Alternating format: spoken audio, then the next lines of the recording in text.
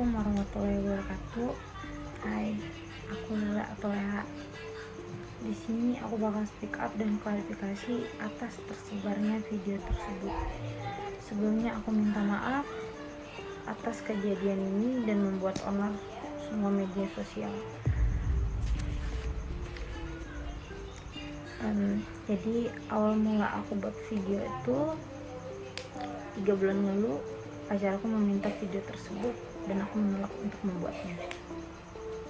Dan aku dan dia cekcok atas dasar untuk video tersebut, dan pada akhirnya pacar aku mengirim video dia duluan untuk meyakinkan aku biar percaya dan berani.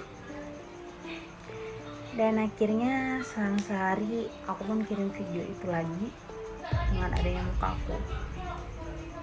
Dan asal kalian tahu, video ini dibuat dan dikirim sekitar 3 bulanan. Dan video ini juga bersifat privasi antara aku sama Fir.